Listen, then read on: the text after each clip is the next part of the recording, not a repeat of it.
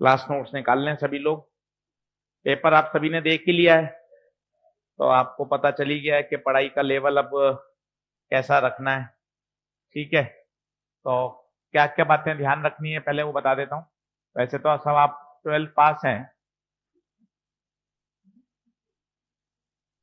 किस तरह से अपन को साल भर पढ़ाई करनी है वो थोड़ा सीख लेते हैं।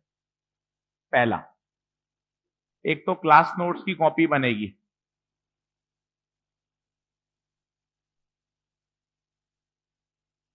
सबसे इंपॉर्टेंट, ये एक फेयर कॉपी बनेगी। घर जाके आपको फेयर करने की आवश्यकता नहीं है, क्लास में ही लिखें। जो जो मैं बोर्ड पे लिख रहा हूं वो सब आपको कॉपी में लिखना है।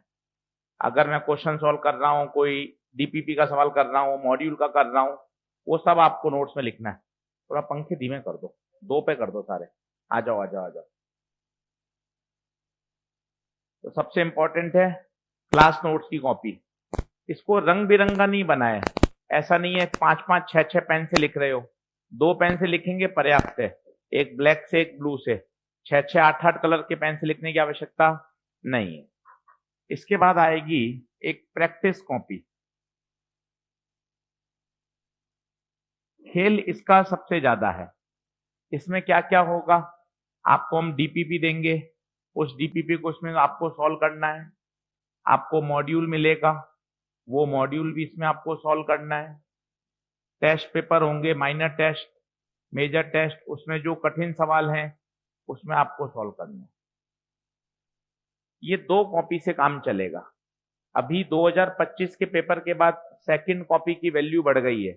पेपर इतना बढ़िया आया है कि आपको पता है कि भैया अगर हमने क्वेश्चन प्रैक्टिस नहीं करी तो काम नहीं चलेगा। फॉर्मूला बेस्ड सवाल खूब आपने कर लिए, अब थोड़े से आपको एडवांस चीजें सीखनी पड़ेंगी। तो इस बात का ध्यान रखें, प्रैक्टिस कॉपी जरूर डालें, जिसमें जैसे कभी भी आपको सॉल्व करना है, मान लो आज की डेट डाली आपने, 12 मई लिखा, डीपीपी नंबर 1 लिखा, सॉल्व करना चालू कर दिया। उसमें काटा कूटा चलेगा, ऐसा नहीं है बहुत सुंदर करना है। क्वेश्चन नंबर 1 किया, नहीं हुआ, काट दिया, यहाँ वापस अटेम्प्ट कर लिया, क्वेश्चन नंबर 2 हो गया, 3 हो गया। उसमें कोई अपन को सुंदर सुंदर नोट्स नहीं बनाने हैं, ये प्रैक्टिस कॉपी है। ये जितनी ज्यादा भरेंगी उतना ज्यादा फायदा मिलेगा। ये मान के चलिए कि आप जैसे जैसे कॉपी भरते जाएंगे, 1 कॉपी 2 कॉपी 3 कॉपी, उससे आपका सिलेक्शन की रेट बढ़ेगी। केवल और केवल क्लास नोट्स के भरोसे बैठेंगे तो काम नहीं चलेगा। साथ ही साथ सबसे ज्यादा जरूरी है, जो आपने पिछले 2 साल में ध्यान नहीं दिया, वो है एनसीईआरटी। केमिस्ट्री बायो की तो फिर आप थोड़ी बहुत खोल लेते हो, फिजिक्स की एनसीईआरटी तो बहुत कम बच्चे खोलते हैं। और ध्यान रखिए, एनसीईआरटी के बिना काम नहीं चलेगा। बिल्कुल एक एक सवाल आना चाहिए, चाहे सॉल्व हो अनसॉल्व हो, सारे करने। ये सब किस में होगा, इस प्रैक्टिस कॉपी में। जैसे कोई चैप्टर चल रहा है, उस चैप्टर का आपको जब जब होमवर्क मिले, डीपीपी मिला आपने डीपीपी करा, मॉड्यूल करा, एनसीईआरटी करा। 2 कॉपी आपको मेंटेन करनी है ईमानदारी से, एक क्लास नोट्स की कॉपी और एक प्रैक्टिस कॉपी। ठीक है, अभी हम क्या कर रहे हैं, किस तरह से पढ़ रहे हैं, मैं आपको बता देता हूँ। 2 शुरू कर रहे हैं, एक 11th स्ट्रीम शुरू कर रहे हैं, एक 12th में। 11th में शुरू करेंगे कल से पीके सर, जिसमें बेसिक मैथ वेक्टर वहां से शुरू करेंगे। 12th में मैं पहले शुरू कर रहा हूँ ऑप्टिक्स। ऑप्टिक्स लिए शुरू कर रहा हूँ कि इलेक्ट्रो से पढ़ने के लिए थोड़ा आपको वेक्टर आना चाहिए, क्योंकि वहां कूलम फोर्स के सवाल आएंगे, इलेक्ट्रिक फील्ड आएगी। जब तक यहाँ वेक्टर होगा, बेसिक मैथ होगा, तब तक हम थोड़ा सा यहाँ पहले क्या पढ़ लेते हैं, ऑप्टिक्स तैयार कर लेते हैं। ऑप्टिक्स में फायदा ये है कि डर बैठा हुआ ऑप्टिक्स का, पर ऑप्टिक्स का किसी चैप्टर से कोई संबंध नहीं है। अगर आपने समझ लिया तो आपका सीधा तैयार है। 4 से 5 सवाल मिलते हैं ऑप्टिक्स में। तो पहला ये ध्यान रखिए किस तरह से पढ़ाई करनी है। नया साल है, पूरी एनर्जी के साथ हमें पढ़ाई करनी है। ड्रॉप लेने का हमने सोच लिया है, पेपर देख लिया है।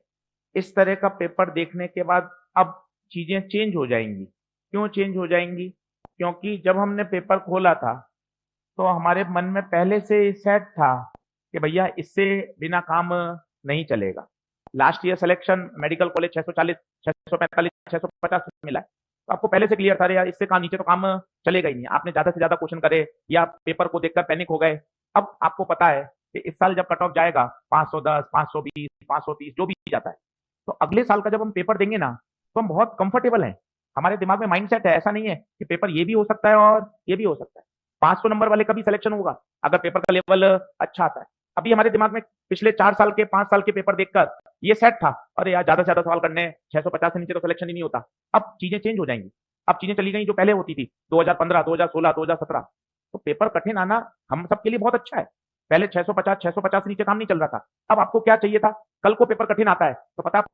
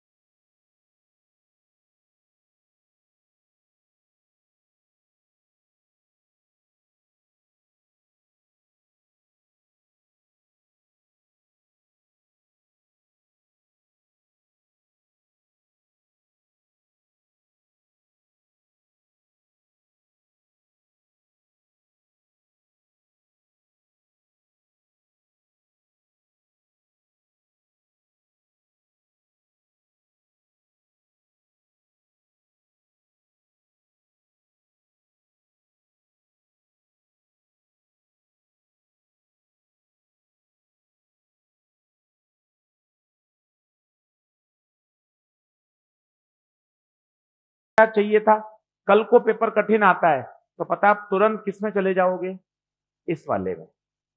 ये बच्चों ने इस साल मिस किया क्वेश्चन का सिलेक्शन। पहला कठिन लग रहा है छोड़ा, दूसरा कठिन लग रहा है तीसरा किया, चौथा पांचवा छोड़ा, छठा किया।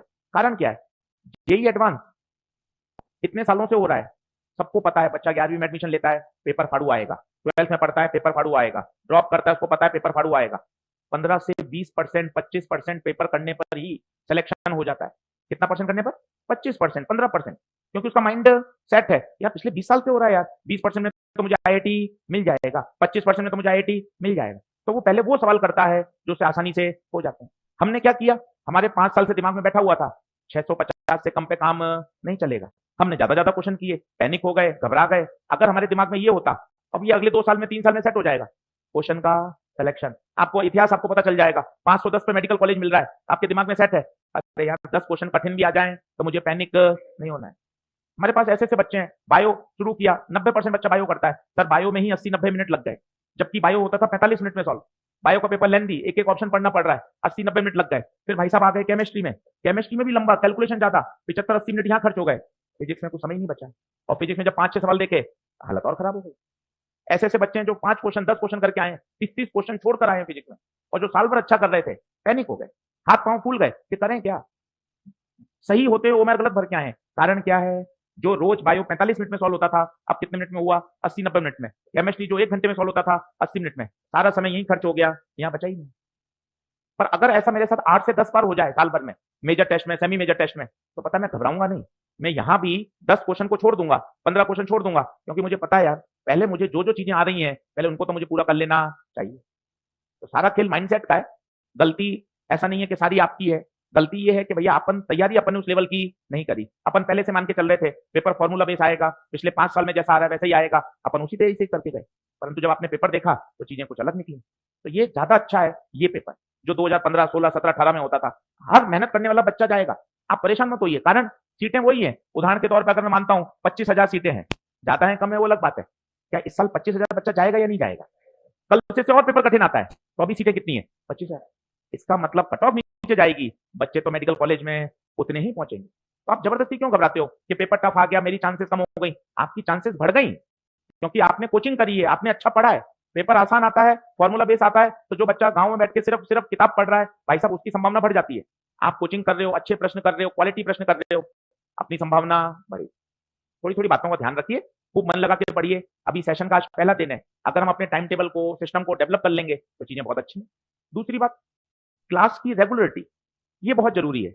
अभी क्या होगा, एक डेढ़ महीने बाद अरे यार बायो का तो ये टॉपिक आता है, बैग उठाया आपने और चल ले दिए।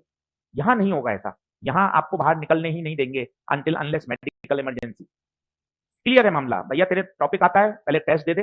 तो तुझे आता है ना, सरफेस केमिस्ट्री पूरा आता है, तू कह रहा है कि सर मुझे तो टॉपिक पूरा तैयार है, सेमीकंडक्टर, सेमीकंडक्टर का टेस्ट दे दे। अगर तेरे नंबर आ रहे हैं तेरी छुट्टी है, नहीं आ रहे हैं क्लास में। तो ये अपन को नहीं करना है कि भैया क्लास छोड़ रहे हैं ना, आज कमिटमेंट कर लो कि अपन को सारी क्लासेस रेगुलर करनी है। मेडिकल इमरजेंसी अलग बात है, आपको सारी क्लासेस के रिकॉर्डेड लेक्चर मिलेंगे, क्लास रिकॉर्ड हो रही है, ये ऐप पर मिलेंगे, पर हम तुरंत नहीं देंगे। 3 से 4 दिन का ब्रेक, मतलब आज का लेक्चर कब आएगा? 4 दिन बाद आएगा, 4 दिन बाद आएगा, ताकि आप लाइव क्लास घर पर नहीं, यहाँ आके ऑफलाइन अटेंड करें। सही बात है। तो ये केवल अधिकार है, सुविधा है कि भाई अपने पास है, कल को कोई मेडिकल इमरजेंसी होती है, 2 दिन के लिए कुछ अपन बीमार हो जाते हैं, तो अपन अपना ऐप पे देख सकते हैं सारे के सारे लेक्चर। रेगुलर आइए, टेस्ट दीजिए, अच्छे से पढ़िए। फिजिक्स में सारा खेल किसका है? प्रैक्टिस का।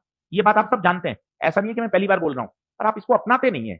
दो अलग अलग बातें हैं। अभी हम आपसे पूछें यार डॉक्टर कौन कौन बनना चाहता है, आप सब हाथ खड़ा कर दोगे, सर इसलिए तो एडमिशन लिया है। पर परीक्षा के दौरान इस पूरे साल जितने सेक्रीफाइस करने पड़ेंगे, जितना त्याग करना पड़ेगा, जितनी मेहनत करनी पड़ेगी, उस मेहनत के लिए कौन कौन तैयार है? 50% हाथ नहीं खड़े हो पाते, और खड़े भी होते हैं तो कर नहीं पाते मेहनत। तो दो अलग अलग बातें। डॉक्टर बनना तो चाहते हैं, पर उसके लिए जितना सेक्रीफाइस, जितना त्याग, मुझे 10,000 सवाल करने हैं, तो भाई 10,000 सवाल करने के लिए पूरा आपके पास कॉन्फिडेंस, 10,000 सवाल करने का आपके पास पूरा ऐसा होना चाहिए कि नहीं सर मुझे करना है, मतलब करना है। थोड़ी थोड़ी बातों का ध्यान रखिए, पहला दिन है, जैसा आप अगले 10 दिन में अपने आप को सेट कर लेंगे, वैसा माहौल अच्छा हो जाएगा। क्लास का डेकोरम अच्छा बना के रखें, मोबाइल अलाउड नहीं है मतलब अलाउड नहीं है, बैग में होना चाहिए मोबाइल। अगर आप मोबाइल यूज कर रहे हैं, 5 दिन के लिए सीधा क्लास से बाहर। किसी को हमें पूछना तो है ही नहीं, खुद का सेंटर है हमारा, इतने साल हमने नौकरी करी ली, 20 साल, अब इसलिए सेंटर खोला अपना कि नहीं भाई अब हमें चीजों को बदलना है। जो माहौल धीरे धीरे धीरे गड़बड़ हो रहा है, बच्चा कभी भी कुछ कर रहा है, मोबाइल चला रहा है, बैग लेके घर जा रहा है, अब ये काम नहीं करने, ये काम नहीं करेंगे, हमारा सिलेक्शन रेशियो बढ़ जाएगा। तो डिसिप्लिन बनाना है, मतलब 2 महीने बाद तो ऐसी बाजार में चलना चाहिए नहीं यार, डिसिप्लिन से पढ़ना है, मतलब सर्वर में पढ़ाई हो रही है, और इसमें जितना हमारा योगदान है उतना आपका भी होगा। कि क्लास का माहौल, अरे नहीं सर आशीष सर मना करते हैं, मोबाइल नहीं मतलब मोबाइल नहीं, फिर बीच में 10 मिनट का ब्रेक आएगा, जिसको हाई हेलो करनी है ब्रेक में कर ले। 1.5 घंटे के दौरान मोबाइल चलेगा नहीं मतलब नहीं चलेगा। ये सब आपके लिए है कि अगर आपने 10 महीने ईमानदारी से अपना पूरा डेडिकेशन के साथ पढ़ाई कर ली, भाई अलग ही लेवल पे अपन काम कर सकते हैं। क्या बात ओके है क्या? बाकी सभी बच्चे आप होशियार है, तो छोटी छोटी बातें हैं, ध्यान रखिए, अच्छे से पढ़ाई करिए, खूब मेहनत करिए, और क्वेश्चन प्रैक्टिस ज्यादा करिए। जितनी क्वेश्चन प्रैक्टिस करेंगे मजा उसी में आएगा। चलिए इसी पॉजिटिव सोच के साथ टॉपिक शुरू करते हैं। हेडिंग डालिए ऑप्टिक्स। बिल्कुल बेसिक से शुरू करेंगे, सभी चीजें फंडामेंटल से पढ़ाई जाएंगी। कुछ भी ऐसा नहीं है कि ये तुम्हें आता होगा, ये तो तुम्हें याद है, ऐसा कुछ भी नहीं। हम साल भर ही ऐसा नहीं बोलेंगे, आपको हर बात सिखाएंगे, और बढ़िया मस्त अच्छे तरीके से खुश होके समझिएगा। ऑप्टिक्स 2 चैप्टर है एनसीईआरटी के, एक है रे ऑप्टिक्स और एक है वेव ऑप्टिक्स। टॉपिक बड़ा है, 4 से 5 सवाल आते हैं, लगभग 26 से 27 लेक्चर का टॉपिक है, और काफी बच्चे इससे भागते हैं। अगर आपने इसको अच्छा पढ़ लिया तो यही अपनी ताकत बन सकता है। ये एनसीईआरटी के 2 चैप्टर हैं, ये चैप्टर नंबर 9 है, ये चैप्टर नंबर 10 है, वॉल्यूम 2। एनसीईआरटी जरूर खरीद लें, नया एडिशन खरीदें, बिना एनसीईआरटी के काम नहीं चलेगा। आज तो किसी भी कॉपी में लिख लें, कल से एक नया रजिस्टर डालें, अच्छे से उसको मेंटेन करें, कोने में जैसे लिख रहे हैं तो एकदम डेट होनी चाहिए, यहाँ 12 मई लेक्चर नंबर 1। इससे क्या फायदा होगा, मान लो आपको 3-4 महीने बाद रिवाइज करना है, और आपको लेक्चर 1 में कहीं दिक्कत आई, तो आप ऐप में जाओगे, 12 मई की डेट डाली, लेक्चर 1 खोला, वापस आपको यही रिकॉर्डेड लेक्चर दिख जाएगा। आपको कोई 10 मिनट की चीज समझ में नहीं आ रही है, आपने ऐप में पढ़ ली, तैयार हो गए। तो कोशिश करें नोट्स बनाने की कि हर बार लेक्चर नंबर डेट डालें। इससे वापस फाइन करना, 6 महीने बाद आपको कोई न्यूमेरिकल समझ में नहीं आ रहा, मुझसे पूछने बहुत अच्छी बात है, मान लो मैं अवेलेबल नहीं हूँ, क्लास में हूँ, तो आप ऐप में उस डेट पर जाके वो लेक्चर नंबर डालकर वापस एक बार देख सकते हैं। तो कुछ सिस्टम याद रखें, हर बार डेट डालें, लेक्चर नंबर डालें, जिससे अपन चीजों को अच्छे से मेंटेन कर सकें। चलिए तो शुरू कर रहे हैं, सबसे पहले शुरू करेंगे रे ऑप्टिक्स। बिल्कुल बेसिक से पढ़ेंगे, सारी बातें फंडामेंटल से, छोटी छोटी बातें, कुछ भी ऐसा नहीं पढ़ेंगे ये तो आपको आता होगा, ये तो याद होगा, ऐसा कुछ भी नहीं बोलेंगे। चलिए सबसे पहले इसमें पढ़ेंगे रिफ्रैक्शन। आप हिंदी में हो? अच्छा, तो हिंदी मीडियम का तो शाम को है, आपका मैसेज नहीं आया कि आपके पास क्लास का? देखा नहीं, चलो कोई बात नहीं, आप घर जाना चाहो, आप घर चले जाओ, शाम को है आपकी 2 बजे से क्लास। और तो हिंदी मीडियम का तो नहीं बैठा भाई, बैग ले ले घर चली जाओ, कोई दिक्कत नहीं, 2 बजे आना है। और इंग्लिश में पढ़ना है तो अभी इंग्लिश में पढ़ ली, जैसी तेरी इच्छा। पढ़ लेगी, नोट्स मत बनाना, फिर शाम को वापस हिंदी में बोलूंगा सब चीजें। चलो लिखो रिफ्रैक्शन, लिखिए when light travels from one medium to another medium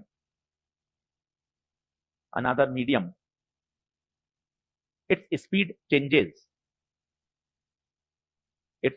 changes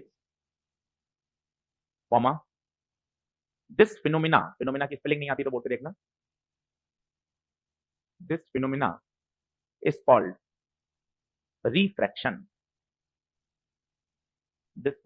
called refraction, आइए बिंदास देखिए खुश मन से, कोई भागा दौड़ी नहीं है, क्योंकि हमने जल्दी शुरू किया है तो हमारे पास टाइम बहुत अच्छा खासा है। बैच जून में भी आएंगे, जुलाई में भी आएंगे, काउंसलिंग के बाद भी आएंगे, सबका सिलेबस कंप्लीशन डेट एक ही है।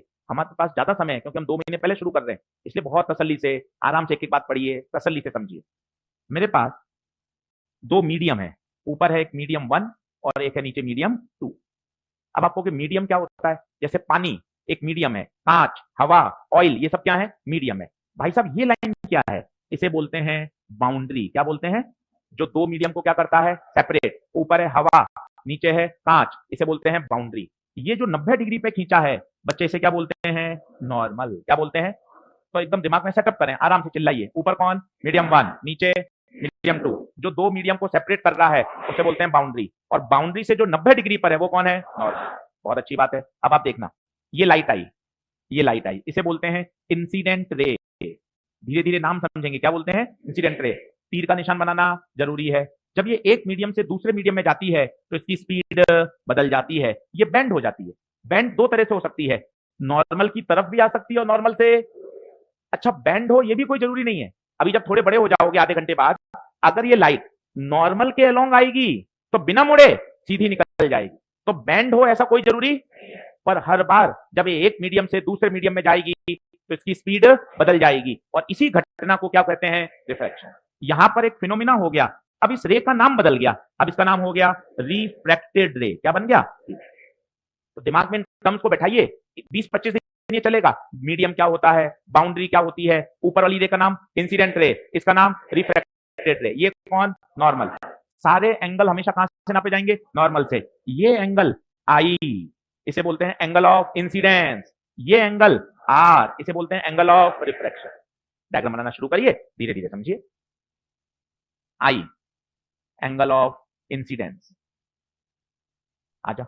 आर एंगल ऑफ रिफ्रैक्शन, आगे आजा, आगे उधर बैठ जा, वहां जगह। इंग्लिश मीडियम, हिंदी मीडियम, बैठ जा।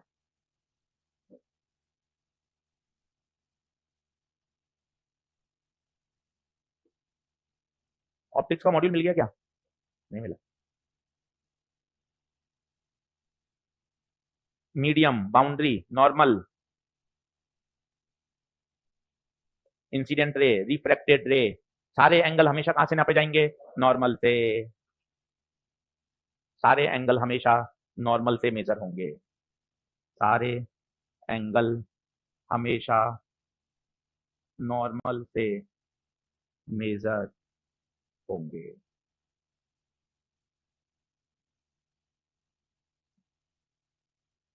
अब एक टर्म होती है जो हमने 10वीं कक्षा में पढ़ी हुई है, जिसे बोलते हैं रिफ्रैक्टिव इंडेक्स। अब ये रिफ्रैक्टिव इंडेक्स क्या होता है उसे ही पढ़ने वाले हैं। तो सबसे पहले कोई आपसे ये पूछ ले रिफ्रैक्शन क्या होता है, तो आपको सरल भाषा में बोलना आना चाहिए कि जब लाइट एक मीडियम से दूसरे मीडियम में जाती है तो उसकी स्पीड बदल जाती है। लाइट की इस घटना को क्या बोलते हैं, रिफ्रैक्शन। मतलब भोंदू नहीं बनना है, क्या डेफिनेशन याद ही नहीं है, न्यूमेरिकल करवा लो, ऐसा नहीं, सब कुछ आना चाहिए। कोई चलते फिरते पूछे कि भैया क्या पढ़ रहे हो ऑप्टिक्स में, रिफ्रैक्शन, तो भाई रिफ्रैक्शन की डेफिनेशन आनी चाहिए बोलनी कि जब लाइट एक मीडियम से दूसरे मीडियम में जाती है तो उसकी स्पीड बदल जाती है। लाइट की इसी घटना को क्या कहते हैं, रिफ्रैक्शन। ऊपर वाली रे का नाम इंसिडेंट रे, नीचे वाली रे का नाम रिफ्रैक्टेड रे। एंगल हमेशा कहां से नापे जाएंगे, नॉर्मल से। नॉर्मल हमेशा बाउंड्री के क्या होगा, परपेंडिकुलर। बाउंड्री कौन होती है, जो 2 मीडियम को क्या करती है, सेपरेट। मीडियम क्या होता है, हवा, पानी है, कांच है, ऑयल है, ये सब क्या है, मीडियम। बोलो क्या ये बात ओके है, आगे बढ़ते हैं, लिखिएगा रिफ्रैक्टिव इंडेक्स। रिफ्रैक्टिव इंडेक्स, अब आपने 2-3 बार ये तो सुन लिया कि ना सर जब लाइट एक मीडियम से दूसरे मीडियम में जाती है तो उसकी स्पीड बदल जाती है। और कितनी बदल गई, कितनी बदल गई, आधी रह गई, 1/3 रह गई, 2/3 रह गई, 3/4 रह गई, कितनी बदल गई। उसको नापने के लिए हमारे वैज्ञानिकों ने एक टर्म बनाई, इसे क्या कहते हैं, रिफ्रैक्टिव इंडेक्स। जैसे एक टर्म होती है टेम्परेचर। टेम्परेचर, हाँ सर टेम्परेचर सुनते हैं, क्या होता है टेम्परेचर? टेम्परेचर मतलब होता है डिग्री ऑफ हॉटनेस या डिग्री ऑफ कोल्डनेस। जैसे आपने पढ़ा जैसलमेर में पारा 50 डिग्री पार, तो आपको तुरंत पता, अच्छा यार 50 डिग्री तो बहुत ज्यादा है और ये जबरदस्त गर्मी पड़ रही होगी। कश्मीर में, जम्मू कश्मीर में तापमान -5 डिग्री चल रहा है, -5 डिग्री मतलब है यार बर्फ गिर रही है, जबरदस्त ठंड है। तो टेम्परेचर क्या है? टेम्परेचर एक फिजिकल क्वांटिटी है जो बताता है कि हॉटनेस या कोल्डनेस कितना है। उसी तरह रिफ्रैक्टिव इंडेक्स क्या है? तो आपके पास टूटे फूटे शब्द होने चाहिए। क्या? कैसा? देखो जब लाइट एक मीडियम से दूसरे मीडियम में जाती है तो उसकी स्पीड बदल जाती है, बिल्कुल ठीक बात। पर सर स्पीड कितनी बदल गई? 1/3 रह गई, हाफ रह गई, 1/5 रह गई, उसको कौन नापेगा? उसको नापने का है रिफ्रैक्टिव इंडेक्स। मेजरमेंट है कि यार पिताजी गुस्सा थे, यार कितना गुस्सा थे, कितना गुस्सा थे, कितना गुस्से को नापा जाएगा? चांटों की संख्या से। या 2 ही चांटे में निपटा दिया, कम गुस्सा थे। 4-5 चांटे, घूसे, बेल्ट, भयंकर गुस्सा थे। तो गुस्से की मात्रा कैसे नापी जाएगी? चांटों की संख्या। या 4-5 गाली दी बस, या 15-20 गालियां दे दी, भयंकर गुस्सा थे यार। इसका मतलब है गुस्से का अमाउंट नापा जाएगा चांटों की संख्या से। उसी तरह स्पीड बदल रही है तो इसको नापेगा कौन? Refractive index. क्या रिफ्रैक्टिव इंडेक्स की फील आ रही है क्या? अब इसका फॉर्मूला वो 10वीं क्लास वाला याद करिए, म्यू बराबर सी बाय वी। म्यू बराबर सी बाय वी। सी कौन होता है बताइए? Speed of light in vacuum. Vacuum में स्पीड की लाइट सबसे ज्यादा होती है। और वी कौन है? Speed of light in medium. लिखना शुरू करिए, चैप्टर का पहला फॉर्मूला आ चुका है, स्वागत करिए। म्यू बराबर सी बाय वी। और सी हमें नवीं कक्षा से रटा हुआ है, आज भी रटा होना चाहिए, 3 × 10⁸ मीटर पर सेकेंड। याद होना चाहिए लाइट की स्पीड वैक्यूम में सबसे ज्यादा होती है, बाकी किसी भी मीडियम में जाएगी तो इससे कम ही होगी, वैक्यूम में मैक्सिमम होती है। लाइट की स्पीड वैक्यूम में सबसे ज्यादा होती है। पहला फॉर्मूला आ चुका है चैप्टर का, म्यू बराबर सी बाय वी। भैया पीछे तक दिख रहा है? थोड़ा बड़ा लिखूं? साफ दिख रहा है बिल्कुल? म्यू बराबर सी बाय वी।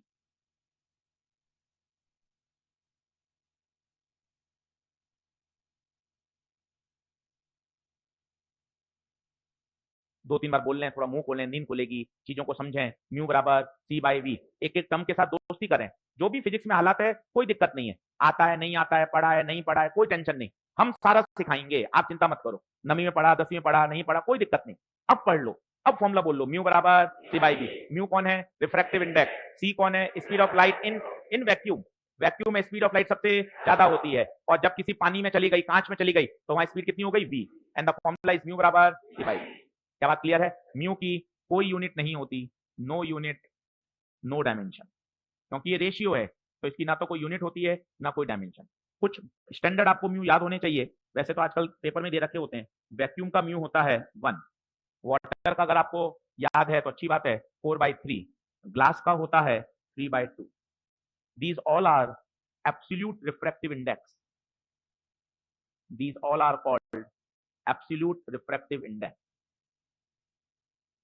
वैसे तो रटने की जरूरत नहीं है, सवाल करते करते अपने आप याद हो जाएंगे। वैक्यूम का 1 होता है, पानी का 4/3 होता है, ग्लास का 3/2 होता है, और ये सभी हैं एब्सोल्यूट रिफ्रैक्टिव इंडेक्स। म्यू की ना तो कोई यूनिट होती है ना कोई डायमेंशन होती। क्या अगली स्लाइड पे बढ़ें? थोड़ा सा तेज लिखेंगे तो अच्छा रहेगा, और अभी नहीं, 5-7 दिन में थोड़ा तेज लिखने की प्रैक्टिस करें, क्योंकि ना सिलेबस 2 साल का करना है। बहुत अभी 2 महीने 3 महीने तो धीरे धीरे पढ़ रहे हैं, बाद में फिर तलवारें चल रही हैं, फायदा क्या? जब हमें पता है 2 साल का सिलेबस करना है, हमें पता है 15 फरवरी से 1 मार्च तक सिलेबस पूरा करना है, बीच में दिवाली की छुट्टियां भी आएंगी, बीच में संडे भी आएंगे, माइनर टेस्ट भी आएंगे, मेजर टेस्ट भी आएंगे, तो अपने पास हमें समय पता है यार इतने समय में हमें सिलेबस करना है। हम तो पिछले 20 साल से करा रहे हैं, हमें तो पता है हो जाएगा। पर आपको क्या ध्यान रखना है यार, अभी सर बहुत धीरे धीरे पढ़ाएं, बहुत अच्छा लग रहा है, पर ये नुकसान है, अभी धीरे पढ़ाएंगे समय खर्च होगा, बाद में समय की कमी हो जाएगी। तो पहले दिन से ही स्पीड ऐसी मेंटेन रखें ताकि हम चीजों को आराम से करा सकें। आप इस बात को समझिए, वो प्लानिंग बहुत जरूरी है, जिसे बोलते हैं एकेडमिक प्लानिंग। कौन सा टॉपिक कब खत्म होगा, कितने लेक्चर का है, इसके बाद क्या शुरू होगा, ये कितने दिन का है, ये पूरा हमारे पास प्लान्ड है। एट रैंडम कुछ भी नहीं है। अभी कल परसों में तो पूरे माइनर टेस्ट का शेड्यूल लग जाएगा, कौन से संडे को पेपर है, क्या सिलेबस है, सब कुछ आ जाएगा। तो प्लानिंग से चलना पड़ेगा। तो थोड़ा सा आपको भी मन में याद रखिए, नहीं यार हल्का सा मुझे क्या रहना पड़ेगा, फास्ट। बहुत धीरे पढ़ाने से कोई फायदा नहीं है। आपने 2 महीने में 2 टॉपिक करे, बाद में पता चला बाकी के 6 महीने में 12 टॉपिक करने पड़ रहे हैं, फायदा क्या ऐसा? इसलिए दिमाग में चीजों को बैठाएं, यार 2 साल का सिलेबस करना है, पूरी 11वीं पूरी 12वीं, तो हमें स्पीड को मेंटेन करके रखना पड़ेगा। बहुत धीरे चलने से कोई ज्यादा बेनिफिट नहीं है। समय पर सिलेबस हो जाएगा वो बहुत फायदेमंद है कि सर पूरा मार्च पूरा अप्रैल हम आराम से क्या कर सकते हैं, रिवीजन टेस्ट दे सकते हैं। सिलेबस लेट होगा, रिवीजन करने का समय ही नहीं मिलेगा। क्लियर बात? तो थोड़ा सा अपन को ऐसा मन में सोचिए कि थोड़ा मैं जल्दी जल्दी लिखूं, समय बचेगा तो फायदा रहेगा, ज्यादा चीजें समझ पाएंगे। तो बताइए, इसे बोलते हैं एब्सोल्यूट रिफ्रैक्टिव इंडेक्स। अब एक इसी में टर्म आती है refractive index of medium 1 with respect to medium 2। With respect to medium 2, जिसके रेस्पेक्ट में होता है वो हमेशा कहां आता है, नीचे। हमेशा कहां आएगा, नीचे। ये लिखने का तरीका है इसका, refractive index of medium 1 with respect to medium 2। तो जिसके रेस्पेक्ट में पढ़ें वो हमेशा कहां आएगा, नीचे, बट्टे में आएगा। उदाहरण के तौर पर मैं आपको बोलूं, यार मुझे ना रिफ्रैक्टिव इंडेक्स ऑफ ग्लास बताओ विथ रेस्पेक्ट टू वाटर बताओ, तो बताओ वाटर कहां जाएगा, ये तरीका है लिखने का। तो ग्लास रहेगा 3/2, वाटर रहेगा 4/3, तो हो जाएगा 9/। तो ध्यान रखिए, जिसके रेस्पेक्ट में आएगा वो सदैव कहां आएगा, नीचे। आराम से लिख लिए, रिलैक्स रहिए।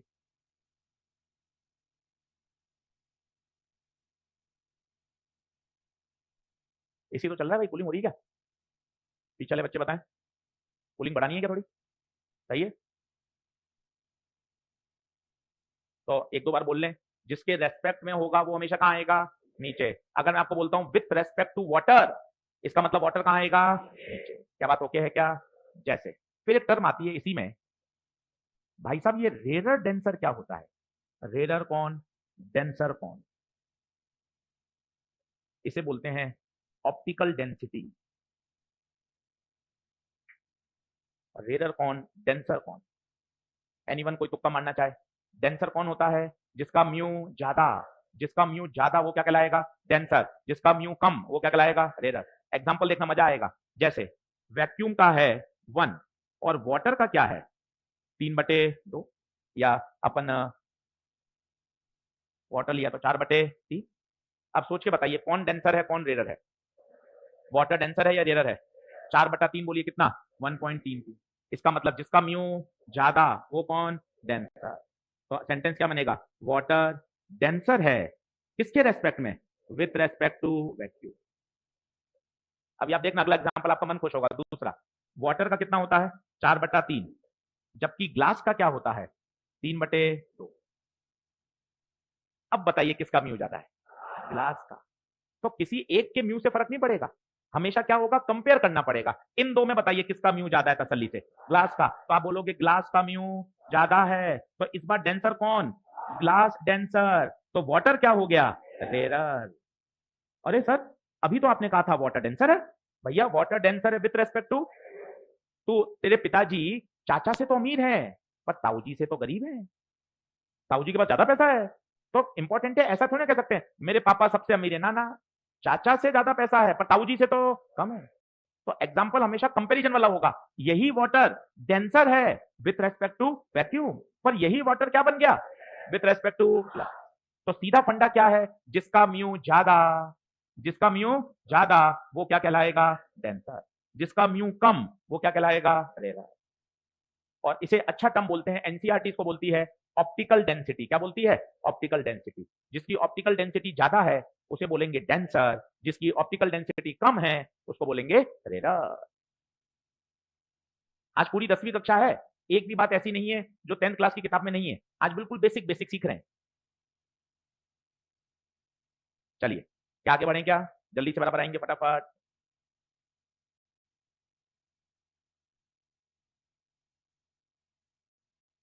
दो तीन बार बोल रहे हैं जिन्होंने अभी अभी लिखा है कि अच्छा जिसका म्यू ज्यादा, बिल्कुल सरल शब्दों में बोलो, ऐसे शब्द जो आपको लंबे समय तक याद रहे। सीधा, जिसका म्यू ज्यादा वो कौन, डेंसर, बात खत्म। ज्यादा बोलने की आवश्यकता ही नहीं है, केवल एक वाक्य बोलना है, जिसका म्यू ज्यादा वो डेंसर, जिसका म्यू कम वो, बात खत्म हो। बोलिए क्या आगे बढ़े क्या? चलिए अब यहां तक का 1 मिनट रिवीजन करते हैं, थोड़ा आप रिलैक्स भी हो जाओ, पानी वानी पी लो, जब तक मैं यहां तक का रिवाइज करा देता हूं। इतनी सारी स्लाइड भर ली, चलो पहली स्लाइड गप्पे मार लेते हैं थोड़ी। सर ये क्या लिखा सर आपने? ये लिखा कि हमारा बैच 12 पास का बैच है। अब हमें क्या करना है, 2 कॉपी बनानी है। एक बनेगी किसकी? क्लास नोट्स की कॉपी बनेगी जो रोज लेकर आनी है। ये एक बढ़िया कॉपी होगी, थोड़ा इस पे पैसा खर्च करें, स्पाइरल मैंडिंग वाली सुंदर हो और बढ़िया कागज की हो, रफ कॉपी दिखनी नहीं चाहिए, थोड़ा पैसा ज्यादा खर्च करना चाहिए। किसमें? क्लास नोट्स में। दूसरी कॉपी कैसी चलेगी? Practice copy. प्रैक्टिस कॉपी में क्या चलेगा? जितना भी काटा कूटा करना है वो किसमें? प्रैक्टिस में। डीपीपी भी उसमें सॉल्व होगी, मॉड्यूल भी उसमें सॉल्व होगा, पेपर भी उसमें सॉल्व होगा, माइनर टेस्ट भी उसमें सॉल्व होगा, सब कुछ मसाला किसमें सॉल्व होगा? प्रैक्टिस में। ध्यान दीजिए, सिलेक्शन यहीं से होगा। बोले तो प्रैक्टिस कॉपी, जितनी आपने प्रैक्टिस कॉपी भर ली, आपकी सिलेक्शन की प्रोबेबिलिटी बढ़ती जाएगी। ये मान के चलिए, आपसे मैं 2 महीने बाद मिलूंगा, केवल आपके पेरेंट्स के सामने यही कॉपी मंगवाऊंगा हॉस्टल से, प्रैक्टिस कॉपी लेके आ। आपके सिर्फ शुरू के 10 पन्ने भरे होंगे, आपको वहीं वापस भेज दूंगा।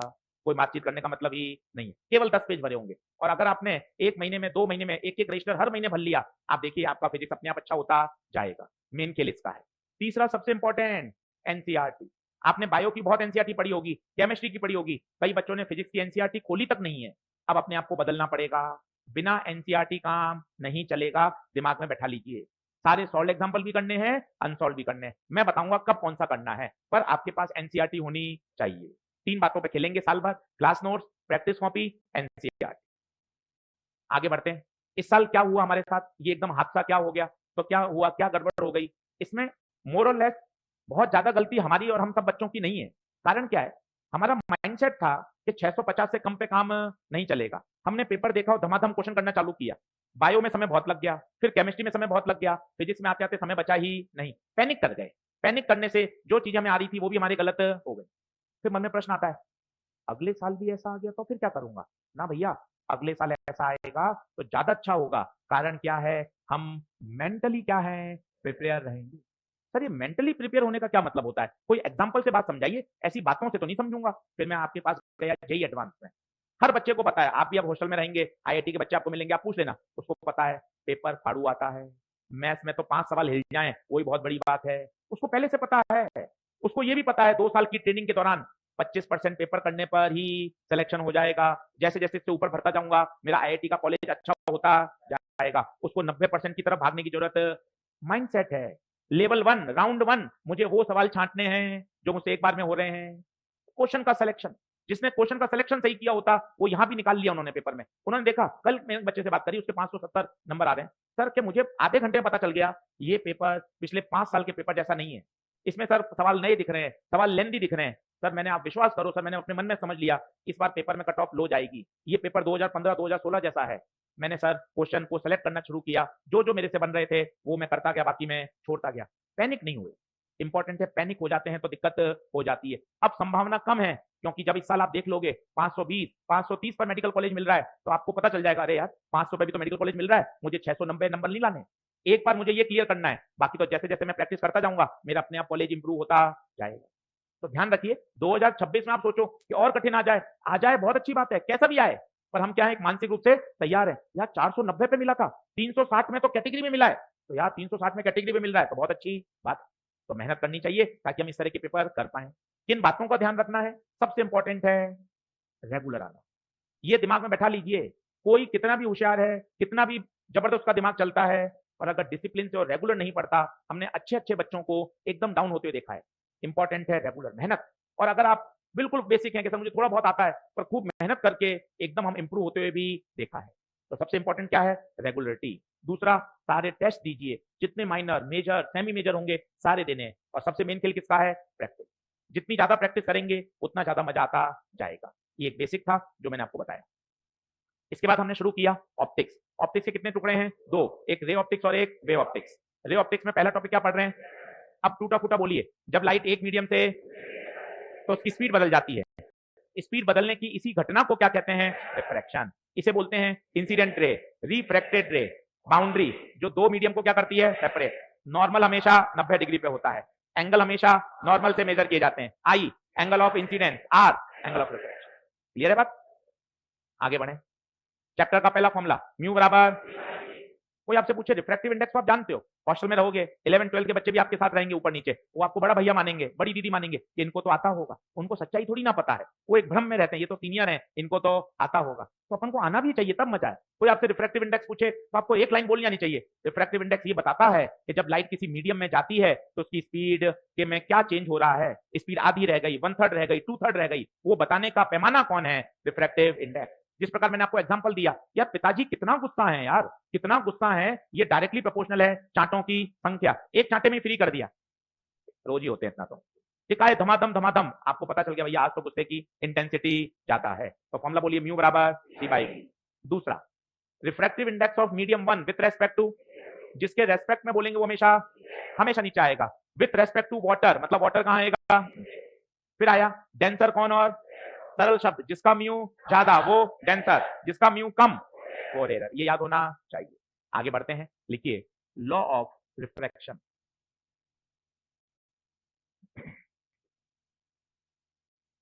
लॉ ऑफ रिफ्रैक्शन लिखें। दो लॉ हैं, आपको याद है। पहला तो बहुत ही फर्जी है, सभी को याद है, लिखें। इंसिडेंट रे, बोर्ड से लिख लें अगर कहीं स्पेलिंग में दिक्कत आ रही हो तो। Incident ray comma refracted ray and normal all lies in the same place। पहला लॉ है, 10वीं क्लास से पढ़ रहे हैं, कभी इस पे कोई न्यूमेरिकल नहीं आता, पर आना चाहिए कि तीनों एक ही प्लेन में होते हैं। सर क्या कहने का मतलब है, आप खुद देख लीजिए, ये चित्र देखिए, धीरे धीरे दिमाग में आपके सेट हो जाएगा। ये इंसिडेंट रे है, ये कौन है? नॉर्मल, ये कौन है? रिफ्रैक्टेड रे। अब आप खुद देखिए, ये तीनों एक ही प्लेन में है। एक ही प्लेन का मतलब है ये सब बोर्ड में है। इंसिडेंट रे भी यहाँ है, इंसिडेंट रे ऐसे नहीं हो सकती। इंसिडेंट रे को refracted ray and normal all lie in the same plane. ये देखिए, मान लो ये बोर्ड का प्लेन कौन सा प्लेन है? X Y plane. कौन सा प्लेन है सर? एक्स वाई कैसे बोल दिया? ये वाली कौन सी एक्सिस? एक्स, ये वाली वाई, तो ये प्लेन। तो तीनों हमेशा एक ही प्लेन में रहेंगे, इंसिडेंट रे, नॉर्मल और रिफ्रैक्टेड रे। चित्र बना लीजिए।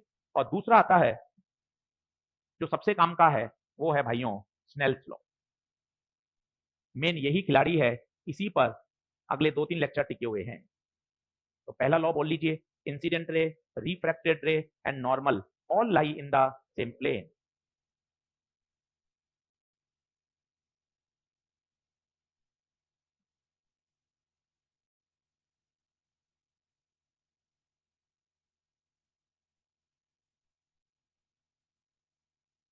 बढ़े आगे। अब आता है भाई स्नेल लॉ, इसको पढ़िए, मजेदार, और सिखाता हूं इसको मैं कैसे याद रखता हूं और आपको कैसे याद इसको रखना है। देखिए, ये एंगल क्या होगा? आई, ये एंगल ऊपर म्यू1 नीचे।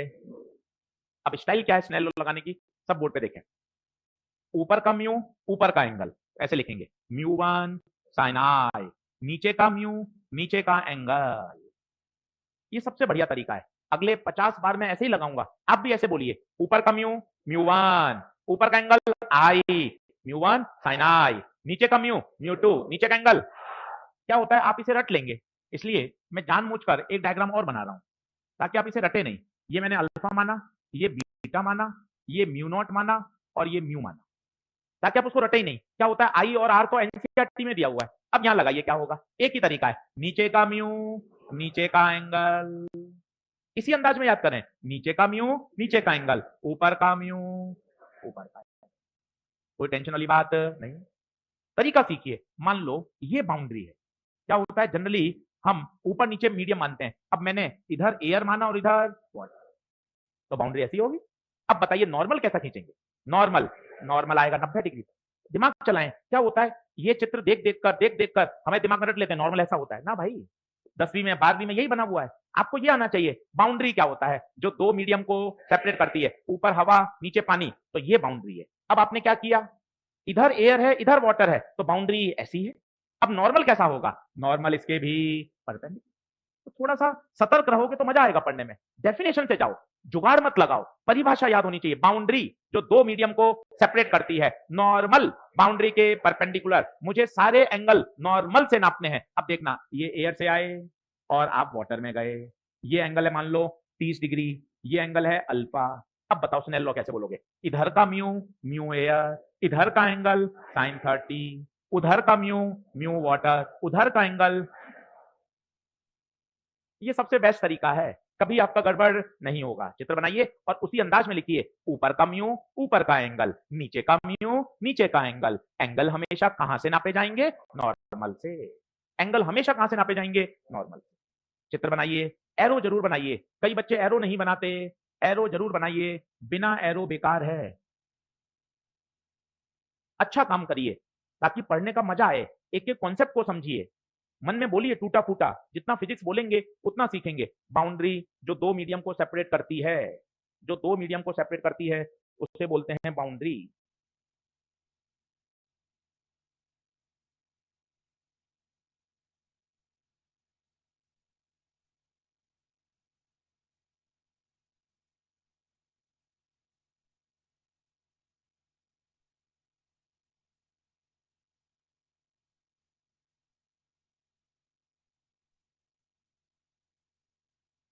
बढ़े आगे, अगली स्लाइड कर रहा हूं। खुद डायग्राम बनाए, एरो अच्छे बनाए, डायग्राम पूरे बनाए, नॉर्मल बनाए, बाउंड्री बनाए, मन में बोलते हुए बनाए। ऊपर का म्यू ऊपर का एंगल, नीचे का म्यू नीचे का एंगल। एंगल हमेशा नॉर्मल से नापे जाते हैं। म्यू रिफ्रैक्टिव इंडेक्स होता है, इंसिडेंट रे, रिफ्रैक्टेड रे। ये सब बातें दिमाग में सेट करेंगे ना तो 2 दिन 3 दिन में चीजें समझ में आएंगी।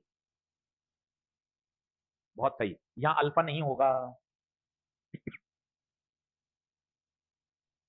एंगल हमेशा कहां से नापे जाएंगे? नॉर्मल से। बहुत सही।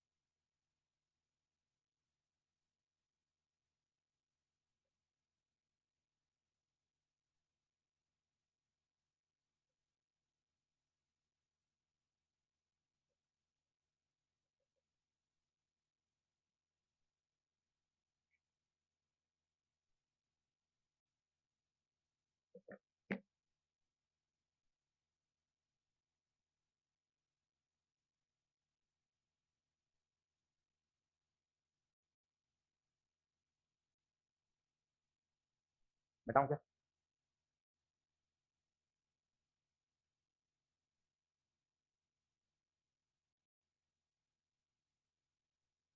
क्लासेस अल्टरनेट आएंगी। अल्टरनेट का मतलब है आज मंडे है तो अगली क्लास आएगी वेनसडे, फिर आएगी फ्राइडे। तो आपको पूरा समय मिलेगा पढ़ाई करने का। आज 3 सब्जेक्ट की क्लास है तो कल दूसरे 3 सब्जेक्ट क्लास है। मेरी आएगी एक दिन छोड़कर एक दिन, तो आपको पूरा टाइम है, पढ़िए। पढ़कर आएंगे तो और मजा आएगा। बोलिए क्या आगे बढ़े? तो एंगल हमेशा कहां से नापे जाएंगे? नॉर्मल से। चलिए आगे बढ़े। करूँ नेक्स्ट करूँ क्या? आगे सब बराबर, आगे देख लो जल्दी। ये एंगल देखिए, ये लाइट का किसके साथ? नॉर्मल। ये लाइट का किसके साथ? नॉर्मल। ये बाउंड्री है, बाउंड्री को डार्क कर दें चाहे तो, बाउंड्री को डार्क कर दें चाहे तो। ये बाउंड्री, बाउंड्री क्या होता है बताइए, बोलिए। जो दो मीडियम को क्या करती है? आगे बढ़े। तो ये रिफ्रैक्शन के 2 लॉ हैं, दोनों को पढ़ लें। पहला क्या था बताइए? Incident ray, refracted ray and normal all lie in the same plane. ठीक बात है, आगे बढ़ते हैं। जैसे एक कॉन्सेप्ट लिखिए,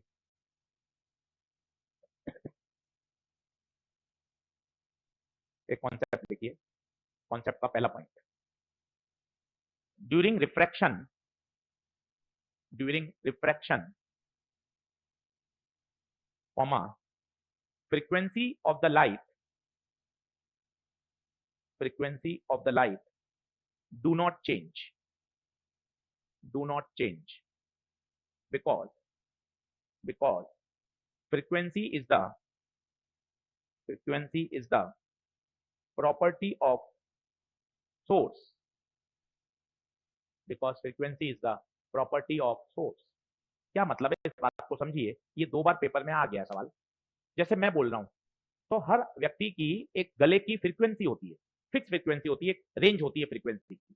मेल की अलग होती है, फीमेल की अलग। अपन कस्टमर केयर पे बात करते हैं, हेलो सुनते ही अपना मन खुश हो जाता है।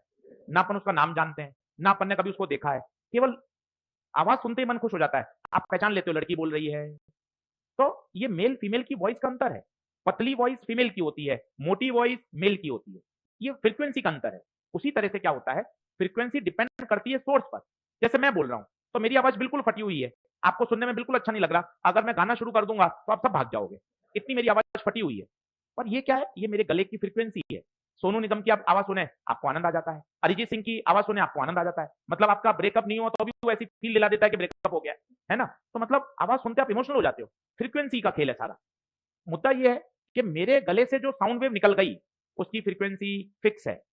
अब आप उनको पानी में ले जाओ, उनको ऑयल में ले जाओ, उनको ग्लास में ले जाओ, वो बदलेगी नहीं, क्योंकि वो कहां से निकली है, मेरे गले से। और सोर्स कौन है, मैं।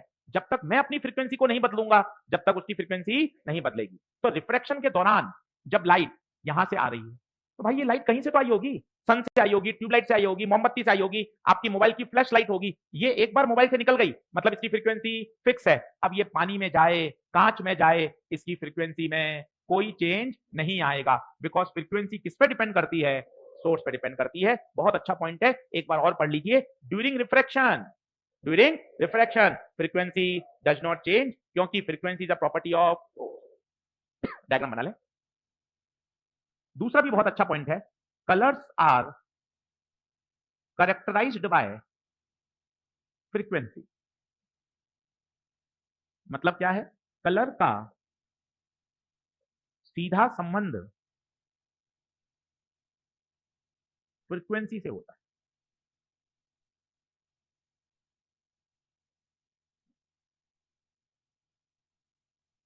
दूसरा पॉइंट लिखें,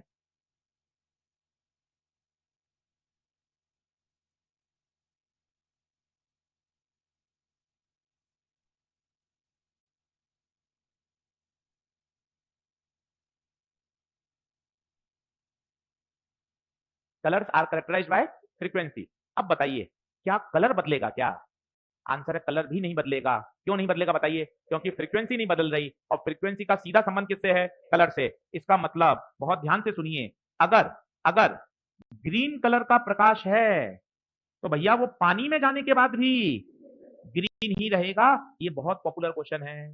बच्चा सोचता है पानी में जाने के बाद उसका कलर बदल जाएगा, नहीं, कलर नहीं बदलेगा। क्या फ्रीक्वेंसी बदली क्या, और अगर फ्रीक्वेंसी नहीं बदली तो कलर भी नहीं बदलेगा, क्योंकि कलर्स का आइडेंटिफिकेशन, कलर्स का कैरेक्टराइजेशन, कलर का सीधा संबंध किससे होता है, फ्रीक्वेंसी से। तो इस बात का ध्यान रखिए, कलर भी नहीं बदलेगा। हरे रंग का प्रकाश पानी में जाने के बाद भी हरे रंग का ही रहेगा, उसका कलर नहीं बदलेगा। ये भी एक इंपॉर्टेंट प्रॉपर्टी है। फ्रीक्वेंसी भी नहीं बदलती, कलर भी नहीं बदलता। क्या स्पीड बदल जाती है क्या, स्पीड तो बिल्कुल बदलती है। टॉपिक का नाम यहीं से शुरू किया था कि जब लाइट एक मीडियम से दूसरे मीडियम में जाती है तो उसकी स्पीड बदल जाती है, उसकी स्पीड बदल जाती है।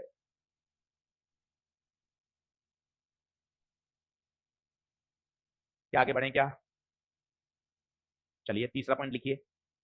अब एक 11th क्लास का फॉर्मूला है, v बराबर एफ लेमडा, जहां पर v है स्पीड, f है फ्रीक्वेंसी, लेमडा है वेवलेंथ। v बराबर एफ लेमडा। अब ध्यान से देखिएगा, मजा आएगा, बोर्ड पे देखिएगा, अलर्ट रहिए। f को मैं काट रहा हूं, पूछिए f को क्यों काट रहा हूं, क्योंकि फ्रीक्वेंसी तो सेम है, फ्रीक्वेंसी तो बदलती ही नहीं है, मतलब v is proportional to lambda. इसका मतलब जो हाल स्पीड का होगा वही हाल। मान लो आपसे कहा आप रेडर से डेंसर गए, कहां गए, अब बताना स्पीड बढ़ेगी या कम होगी, बहुत ध्यान से सुनना, तुक्का नहीं, बोर्ड पे देखो, डेंसर में गए, डेंसर मतलब म्यू, दिमाग लगाना, डेंसर मतलब म्यू। अच्छा म्यू बराबर होता है सी बाय, सोच के बता, अगर म्यू ज्यादा है बच्चे तो वी को, इसका मतलब रेडर से डेंसर जाने पर पहला आंसर स्पीड डिक्रीजेस। सर एक बार और समझाओ, चल एक बार और सुन, रेडर से कहां गए, दिमाग में सोच, अच्छा डेंसर में गए, डेंसर में गए, डेंसर में गए मतलब म्यू, म्यू ज्यादा तो स्पीड, इसका मतलब स्पीड डिक्रीजेस। फॉर्मूला होता है v इज प्रोपोर्शनल टू, जो हाल स्पीड के होंगे वही हाल। बता अगर स्पीड डिक्रीज है तो वेवलेंथ भी, वेवलेंथ डिक्रीजेस। क्या ये बात समझ में आती है, बता। What about frequency, frequency remain same. What about colour, what about colour. तो भैया ये एक बहुत पॉपुलर सवाल है ऑब्जेक्टिव परीक्षा का, एकदम शानदार याद होना चाहिए। रेडर से डेंसर जाने पर क्या क्या होता है। अच्छा परीक्षा में उल्टा भी कर सकता हूं मैं, सोचो मैं डेंसर से रेडर गया तो क्या होगा, तो जरा सोचो, रेडर, रेडर मतलब म्यू कम, म्यू कम तो वी जो हाल स्पीड के होंगे वही हाल, speed decreases wavelength. What about frequency, frequency बदलती ही नहीं है। व्हाट अबाउट कलर, लिख लीजिए। ये चारों पॉइंट काम के हैं, चारों पे प्रश्न पूछा जाता है।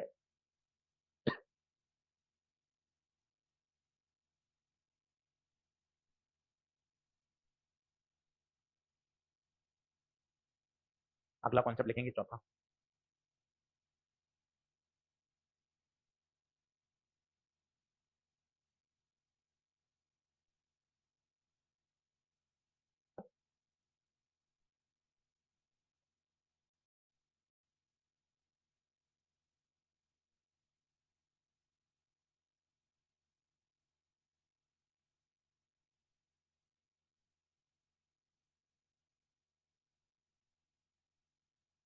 बढ़ू आगे।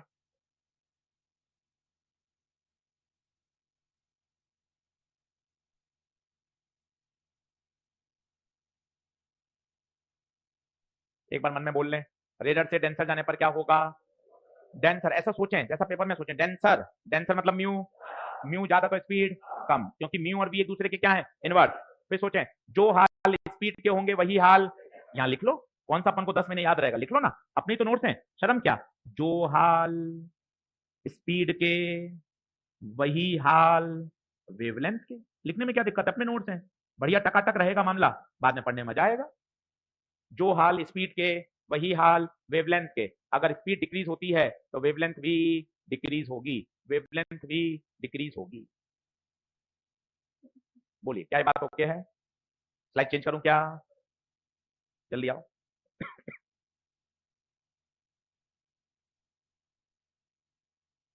बढ़े, चल भैया आगे बढ़ते हैं। चौथा concept, if light is incident along the normal, then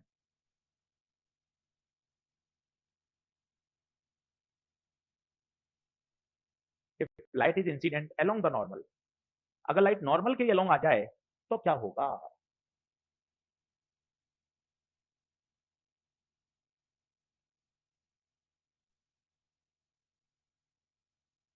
तो क्या होगा, आइए। ये सब आज 10वीं क्लास पढ़ रहे हैं, सब चीजें एकदम बढ़िया हैं। आओ फिर से मौका, जल्दी से बताओ ये कौन, बाउंड्री, ऊपर म्यू वन, नीचे 5 बार बनाते याद हो गया, नॉर्मल। अब ध्यान से देखना, लाइट नॉर्मल के अलोंग आ रही है भाई, ये देख लाइट कैसी आ रही है, नॉर्मल अलोंग। कोई एंगल बताएगा कितना डिग्री, 0, 90 नहीं होगा। कारण एंगल नॉर्मल से तो नापे जाते हैं, जो नॉर्मल है वही लाइट है, तो लाइट नॉर्मल के अलोंग आ रही है तो नॉर्मल से एंगल कितना हुआ। अब क्या होगा, लाइट मुड़ेगी या सीधी निकल जाएगी, हमें नहीं पता। स्नेल लॉ जो कहेगा वो माना जाएगा। आओ स्नेल लॉ लगाओ, मजा आ जाएगा। बोलो, ऊपर का म्यू, ऊपर का एंगल 0, नीचे का म्यू, नीचे का एंगल नहीं पता, यही तो निकालना है, यही तो निकालना है। मैं तुक्का क्यों मारूं, फिजिक्स में कोई एक्सेप्शन है ही नहीं, जो लॉ कहेगा वो उत्तर आएगा। मैं तो लॉ लगाया, ऊपर का म्यू, ऊपर का एंगल, नीचे का म्यू, नीचे का एंगल। बता sine 0, 0, mu two sine R, mu one को 0 से करेंगे 0, म्यू टू साइन। अब ध्यान से देखिए, इस एक्सप्रेशन को, इस एक्सप्रेशन को 0 होना है, देख लो 0 ही तो है, तो बताइए 0 होने के लिए क्या म्यू टू 0 हो सकता है। Mu two is refractive index, वो तो कभी 0 होगा ही। इसका मतलब साइन आर को क्या होना पड़ेगा 0, और साइन 0 कब होता है 0 डिग्री। इसका मतलब अगर लाइट नॉर्मल के अलोंग आएगी तो बिना मुड़े सीधी निकल जाएगी। कई बच्चे बोलते हैं क्या रिफ्रैक्शन नहीं हुआ क्या, बिल्कुल हुआ है, तभी तो स्नेल लॉ लगाया है। कई बच्चे पूछते हैं क्या स्पीड नहीं बदली होगी, बिल्कुल बदली होगी, सब कुछ हुआ है, बट उसकी बेंडिंग नहीं हुई। और लगाया क्या है स्नेल लॉ, रिफ्रैक्शन, यस। क्या स्पीड बदली होगी, यस। क्या वेवलेंथ बदली होगी, यस। सब कुछ बदला है, कोई टेंशन वाली बात नहीं है। बस अब आपको याद रखना हमेशा, बार बार इतनी नाटकबाजी की जरूरत नहीं है, कि अगर लाइट नॉर्मल के अलोंग आएगी तो बिना मुड़े, बिना मुड़े सीधी चली जाएगी। और कारण है कौन, स्नेल लॉ। कारण है कौन, स्नेल लॉ। क्या बात ओके है, लिख लीजिए। अगर लाइट नॉर्मल के अलोंग आएगी तो बिना मुड़े, बिना मुड़े सीधी निकल जाएगी।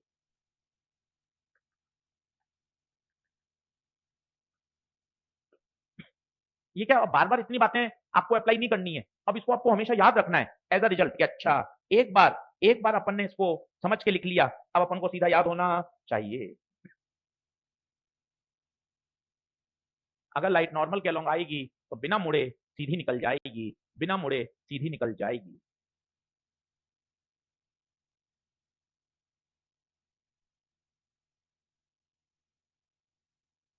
नोट्स अच्छे बनाएं, पिछले साल के नोट्स को एक बढ़िया से बंडल में पैक करके घर भेज दें।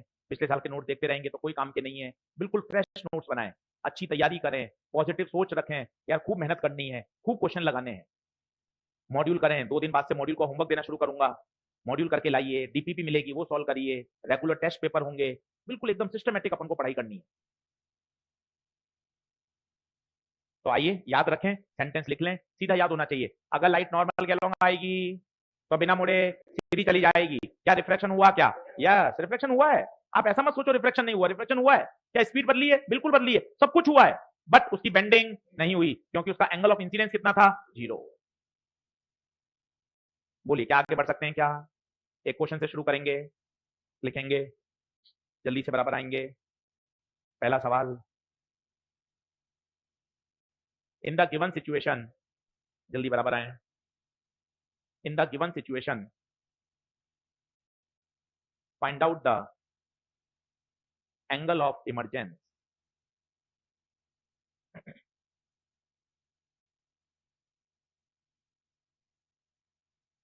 बहुत बेसिक सवाल है और केवल छोटी छोटी बातों का ध्यान रखेंगे तो हो जाएगा, पर अटेम्प्ट करें, काटा कूटा चलने दें।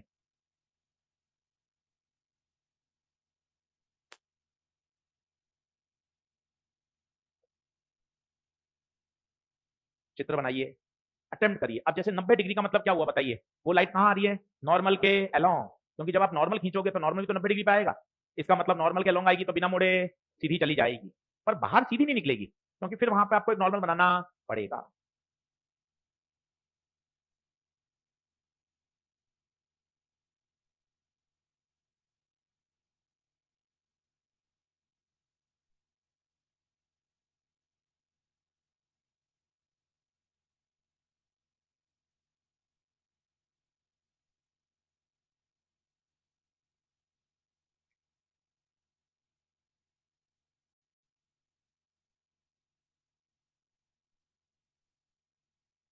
कितना आंसर? 60, 30, 60। अब काटा कूटा चलने दीजिए, काटा कूटा का कोई टेंशन नहीं है, पर आपको थोड़ा सा सोचना पड़ेगा कि सर मैं आगे कैसे बढ़ूं। 5 सवाल गलत होंगे, हो जाने दो, क्या दिक्कत है? नोट्स गंदे सुंदर का कोई मतलब नहीं है। चलिए अब मैं आपको बताता हूँ, 2 बार सिखाऊंगा, तसल्ली से आराम से देखना, पेन पेंसिल छोड़िए। जैसे लाइट चल रही है ना वैसे आप चलो। आपको बोलना ना चाहिए अरे गुरुजी ये क्या है, ये बाउंड्री है, क्योंकि इधर एयर है और इधर मीडियम है, तो आपको पता चले ओहो ये कौन है गुप्ता सर, बाउंड्री। 2 मीडियम को क्या कर रही है? सेपरेट। क्या खींचा? नॉर्मल। टक टक टक टक टक टक। क्या नॉर्मल 90 डिग्री पे होता है? और भाई, और भाई, ये इंसिडेंट रे तो किसके अलोंग आ गई? अगर नॉर्मल के अलोंग आएगी तो बिना मुड़े, बिना मुड़े, ये देख बिना मुड़े सीधी निकल गई। क्या यहां से भी बिना मुड़े सीधी निकाल दूं क्या? क्यों? फिर वही बात, बाउंड्री बता, बाउंड्री। आशीष सर बाउंड्री अब ये है, इस बार बाउंड्री अब ये है। सर आपको कैसे पता चलता है ये बाउंड्री है? ये 2 मीडियम को क्या कर रही है? सेपरेट। अब नॉर्मल खींच। ओके गुरुजी ये नॉर्मल है। अब बता क्या ये नॉर्मल के अलोंग है क्या? मतलब ये बिना मुड़े सीधी नहीं जाएगी, कुछ ना कुछ तो इसका क्या होगा? रिफ्रैक्शन। हमें नहीं पता क्या होगा, हमने बाहर निकाल दी और कितना एंगल बना दिया? ई। ई कौन है? Angle of emergence. अब मैथमेटिक्स लगेगी, वो ध्यान से देखना, वहीं तू फंस रहा है। ये 60 तो ये भी, ये 90 है तो ये भी, 90 और 60 150, तो ये 30। क्या नॉर्मल के साथ आ गया एंगल? हाँ। अब बताना, अंदर का म्यू √3, अंदर का एंगल sin 30, बाहर का म्यू 1, बाहर का एंगल खत्म, खत्म। √3 sin 30 1/2 sin e, √3/2। बता √3/2 कब होता है? sin 60। सर साइन की टेबल भी नहीं आती सर मुझे। अरे कोई बात नहीं, तो मैं कहा ना मैं सब सिखा दूंगा, तो चिंता क्यों करता है? sin 0 0, sin 30 1/2, sin 45 1/√2, sin 60 √3/2, sin 90 1। अब तुझे याद होनी चाहिए, sin 37 3/5, sin 53 4/5, cos 37 4/5, cos 53 3/5। नहीं आता कोई टेंशन नहीं है, आपको साल भर ये नहीं बोलेंगे ये तो आता होगा, ये तो कर लेना, ये अपने आप कर लेना, नहीं भाई। हर चैप्टर बिल्कुल बेसिक से, बिल्कुल फंडामेंटल से एक एक छोटी बात बताएंगे, उसकी चिंता मत कर। बस ये ध्यान रख कि गुरुजी एक बार बता दिया, अब मुझे याद होनी चाहिए, अब बार बार बताने का मौका नहीं मिलेगा, इतना आपको प्रॉमिस करना पड़ेगा। अब एक बार और समझा दो सर, ऊपर से गया, आजा वापस देख और समझ कि मैं जो शब्द बोल रहा हूं तुम भी वो शब्द बोलो। ये लाइट आई, लाइट के साथ चलो तो मजा आएगा। देखो सर लाइट आ रही है, सर ये कौन है, ये कौन है गुप्ता सर, बाउंड्री। सबसे पहले क्या खींचो, नॉर्मल। क्या नॉर्मल 90 डिग्री पर? और भाई इंसिडेंट रे तो नॉर्मल के अलोंग आ रही है, पूरा वाक्य बोलो। अगर इंसिडेंट रे नॉर्मल के अलोंग आएगी तो बिना मुड़े सीधी निकल जाएगी। अगर इंसिडेंट रे नॉर्मल के अलोंग आएगी तो बिना मुड़े सीधी निकल जाएगी। ये बिना मुड़े सीधी निकल गई, टक। ये देख, सब पूरी सीधी निकाल दोगे क्या? ना, पूरी सीधी नहीं निकालेंगे। अब बता ये कौन, ये कौन, बाउंड्री। सोच, अगर बाउंड्री वाई एक्सिस है तो नॉर्मल एक्स एक्सिस होगा। अब मुझे नहीं पता कैसे जा रही है, मैंने ऐसे मान लिया और ये एंगल क्या मान लिया, ई। अब थोड़ी सी मैथ्स है जो तू नहीं लगा पा रहा। ये 60 है तो ये भी कॉरेस्पॉन्ड एंगल, ये 90 है तो ये भी, क्योंकि स्ट्रेट लाइन पे पूरा एंगल 180 बनता है। ये 90, ये 60, 150, तो ये वाला 30। ये कौन है, नॉर्मल। इंसिडेंट का किसके साथ चाहिए, नॉर्मल। रिफ्रैक्टेड का भी किसके साथ, नॉर्मल। अब अंदर का म्यू √3, अंदर का एंगल sin 30, बाहर का म्यू 1, बाहर का एंगल sin 30 1/2। बताइए ई कितना, बोलिए क्या बात समझ में आ रही है? लास्ट स्लाइड लगाओ, एक ही है, कुछ भी कहीं से भी कर लो। Calculate the time taken by the light ray to cross the slab, cross CROSS, cross the slab। Board से देख ले, बोर्ड से देख ले। Time taken by the light to cross the slab. ये एक स्लैब है जिसकी मोटाई है 4 mm, जिसका म्यू है 3। लाइट आ रही है, आपको स्लैब को पार करने में कितना टाइम लगेगा वो कहना।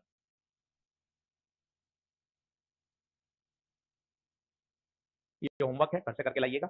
नेक्स्ट लेक्चर में से आगे बढ़ेंगे। आज कुछ भी नहीं पढ़ाया, आज केवल बेसिक इंट्रोडक्शन आपको दिया है।